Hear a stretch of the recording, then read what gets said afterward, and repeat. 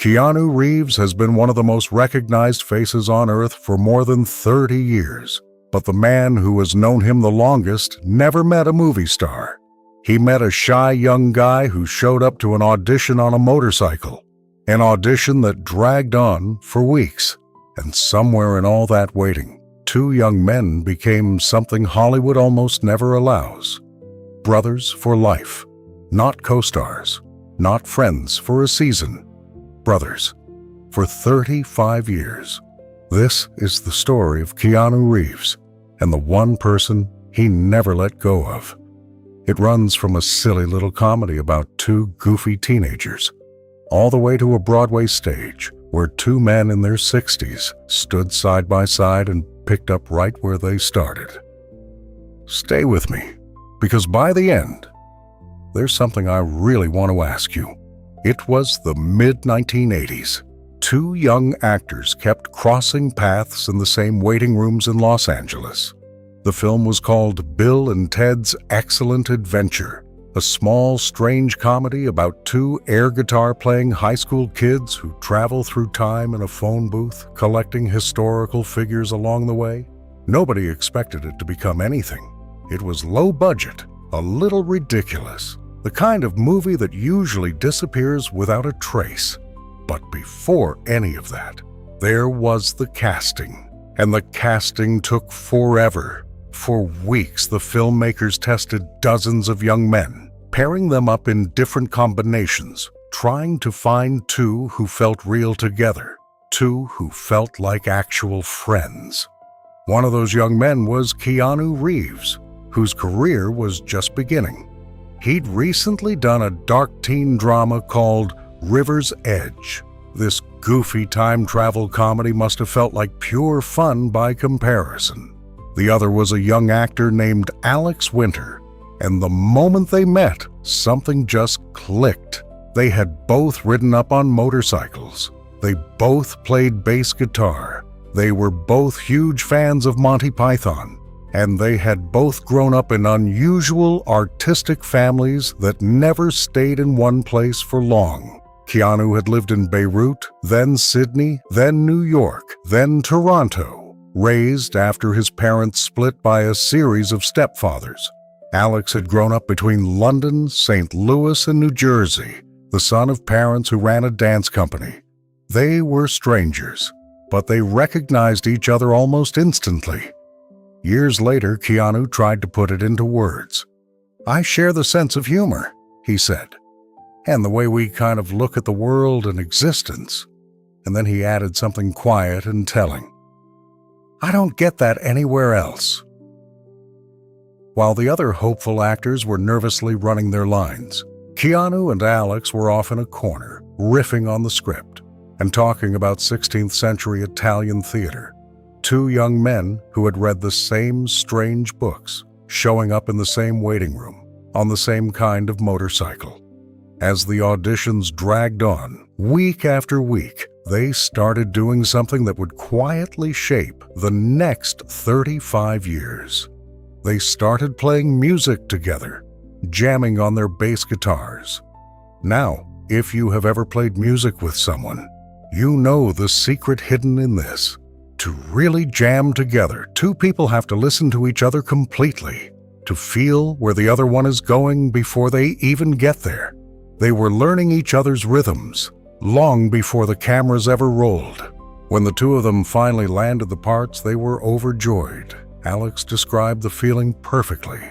"It's like when you start at a new school," he said, "and you're like, oh great, you're going to be in my class." But for both of these young men, that joy went so much deeper than just landing a job, because in their own separate ways, they had both missed out on something important. Keanu had struggled badly in school. He was dyslexic, in a time when very few people understood what that even meant. He has spoken about how hard those years were, how he never quite fit the mold, how school felt like a place of frustration instead of belonging. Alex had a different kind of difficult beginning. He had been a child performer, on stage from a very young age, and he has spoken openly and bravely about being abused during those years. His childhood was swallowed up by work and by a pain that no child should ever have to carry.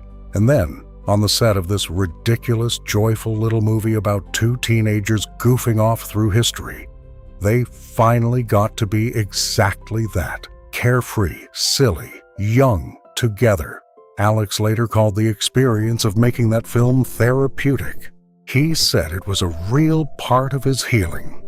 "It was really helpful for me mentally," he said. "And it was a great environment. The world of Bill and Ted is a very sweet and fun place to run around in." A grown man looking back on a comedy most people saw as a throwaway and calling it part of how he healed, because of where he was and because of who he was standing next to. Here's what most people miss about this story.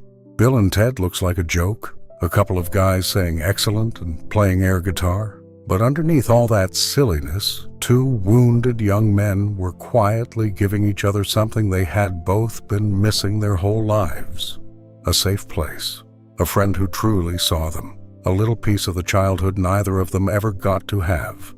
They were playing two best friends on screen and off screen without even trying. They were becoming exactly that. Bill and Ted's Excellent Adventure came out in 1989, and to nearly everyone's surprise, it became a hit, a cult classic. People fell in love with those two goofy, good-hearted kids from San Dimas. A sequel followed in 1991, and then, the way these things usually go, the two young actors could have simply drifted apart, because that is what almost always happens in Hollywood. Alex knew it better than anyone. "There's very little constancy in this business," he once said. "You come together on a set, and you're like, we're a family, and then it's, okay, bye, and you never ever see them again. You never see them again."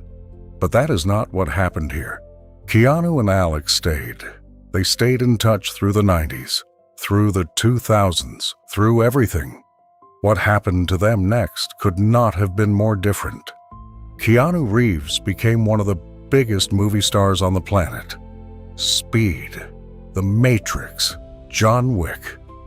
His face went up on billboards in every city in the world. He became so famous that most people can picture him right now, without even trying. Alex Winter went in the opposite direction.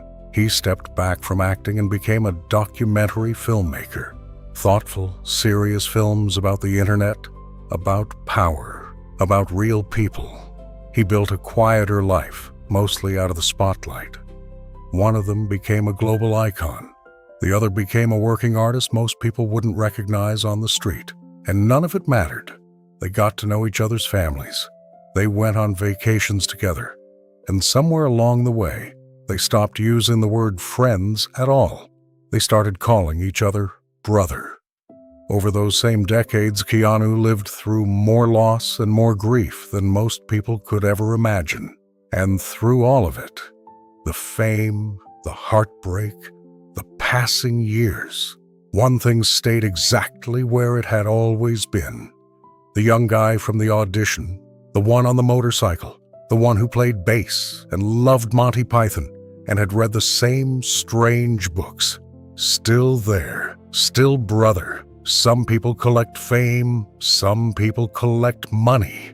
Keanu Reeves, through all of it, quietly held on to something most of us start losing by our 30s. The friend who knew him before he was anything at all. Here is a small detail I love about these two. Around 20 years before the world would finally see them together again, the writers of Bill and Ted came over to Alex Winter's house for a backyard barbecue. And somewhere between the food and the conversation, they pitched an idea. A third movie.